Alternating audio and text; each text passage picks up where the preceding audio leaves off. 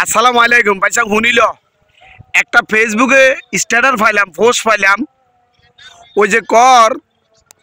বুঝছেন নি হেগুনে শেখ পরিবারের বাদ দি আওয়ামী লীগ পুনর্গঠন করত সাবের হোসেন চৌধুরী সোহেল তাজ আরো পক্ষ চক্কর কুঙ্গা কুঙ্গার লই নাকি আওয়ামী লীগের তৈয়ার করি এ আইয়ের নির্বাচনে যাইতো এরে ভাইসা তোকে কাছে আর একটা প্রশ্ন শেখ পরিবার বাদ দিলে আওয়ামী লীগ আসেনি রে জিয়া পরিবার বাদ দিলে বিএমপি আসেনি ওই যে জাতীয় পার্টির এরশাদ কাকারে বাদ দিলে জাতীয় পার্টি আর আসেনি তো কিনলে তোরা খামাকা এসব আজব গুজব কথাবার্তা উড়ায় ফেসবুক গারে নষ্ট করি আর কথা এখানে কইলে তো আরে কনগা হাতর মারবি কনগা এক বুক মাটির তলে গাঁয়া লাবি কনগায় আরে জেলে দিবি কনগা আরে তলে দিয়ে ডিম দিবেলা হারাহারি করবি কথা ইদ্রিস আলী বলে হক তোকে তো লাগে না ঢক তোকে তো ডক লাগবো আর ন লাগবো হেগেন ইদ্রিস আলী ফেসবুকে ভিডিও বানাইতো না ফেসবুকে ভিডিও বানাবো ইদ্রিস আলীর এমপি দি ইদ্রিস আলীর মেধা দি ইদ্রিস আলীর কণ্ঠ দি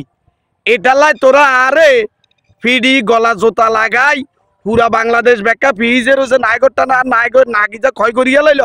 আয় জয় বাংলার কথা বলুক শেখ পরিবার বাদ দি আওয়ামী লীগের পক্ষে কোনো কথা কবি তো হেতার নায়িকা উনি দিমু আয় কই দিলাম ডাইরেক্ট হেতারে কিন্তু আমি বাংলা ওয়াশ করে দিব শেখ পরিবার বাদ দিলে বেটা আওয়ামী লীগ আসেনি জিয়া পরিবার বাদ দিলে বিএমপি আসেনি কিরে কর্মজুন এত সংস্কার কর্মজুন এত দলীয় কোন দল বহুত লোক তো বার হয়েছ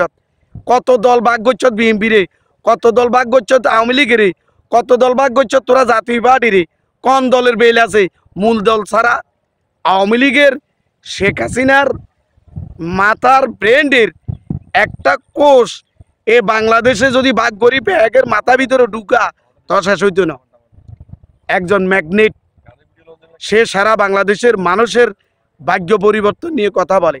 বাংলাদেশটারে কিভাবে উন্নত করবে এটা নিয়ে কথা বলে কিভাবে অভাবী মানুষকে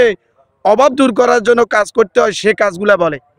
ধন্যবাদ ভাই কথাটা খারাপ লাগছে কার কাছে জানি না তবে শেয়ার করে দিয়েন ভালো লাগলে